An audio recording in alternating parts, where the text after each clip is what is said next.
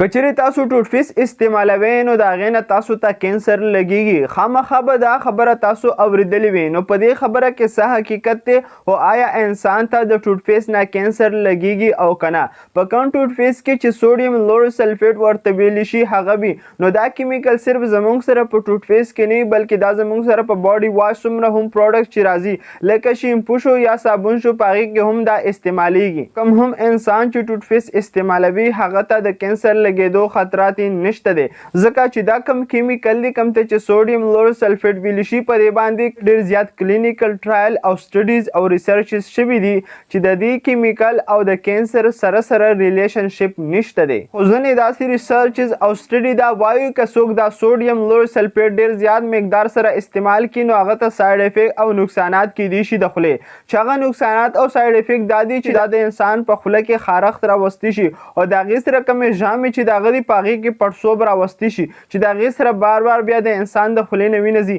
او د هغې سره د انسان په خوله کې السر ورته ویلی شي، چای ورته ویلی شي، زخم ورته ویلی شي، هغه راوستی شي. کله هم انسان چې د خپلو جامو د پړسوب احتیاط نه کوي او کله هم چې د هغه په خوله کې زخم را پیدا شي د هغې احتیاط نه کوي، د هغې علاج نه کوي، نو دا زخم او دا پړسوب نور په زیاتېدو شي او تر دې پورې بیا لاړ شي چې دته تی بیا مسلې جوړیږي. نو که چیرې څوک ټوټفیس استعمالوي هغه ته د خولې کینسر نه لګیږي. نو کله هم چې د انسان په ژامو کې پړسوب وي یا د هغه په خوله کې زخم وي نو په دې دوران کې تاسو دا ټوټفیس مه استعمالوئ، ځکه چې په دې کې کم دا کیمیکل دی سوډیم لوړ سلفیټ نو دا دغه پړسوب او دغه زخم نور هم زیاتوي چې د هغې د وجې نه ستاسو په خوله کې اریټیشن، انفلامیشن او السر ورته ویلی شي دا زیاتیږي. نور څه داسې ساینټیفیکلی او ساینسي ثبوت نشته دی چې د دې کیمیکل نه د انسان په خوله کې کینسر جوړیږي. نو که چیرې دا خبره تاسو اورېدلې وي چې د دې د وجې نه انسان ته کینسر لګیږي نو دا یو میت دی، یو افوا ده چې ډېره زیاته نن سبا مشهوره شوې ده او په دې کې ټوټفیس سوډیم لوړ سلفیټ فری ورته ویلی شي هغه هم راځي چې هغه هم تاسو استعمالولی شي.